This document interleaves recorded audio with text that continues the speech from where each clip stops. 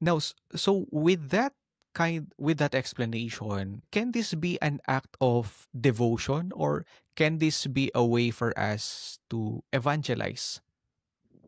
Well, if you ask me personally, for me it's not because it's really not, but because it's for me it's personally it's not my way of devotion or evangelizing. There are actually a lot of ways to do devotion and evangelization. So I'd rather put my devotion or evangelization in a much different way, because as Catholic we do have a lot of doing or showing our devotion to our Lord, to Mama Mary, no, to our faith.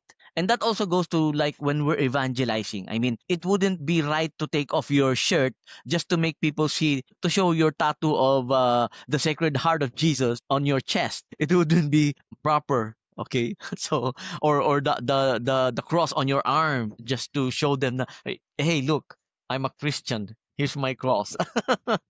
Yeah, okay, so although those are preferences, that I would say, preferences of other people who would choose to put a tattoo so that people would see, oh, he has probably a devotion to the Sacred Heart because he has the Sacred Heart of Jesus on her left arm. So I would say it's more of a preference rather than an act of devotion or way of evangelization for me.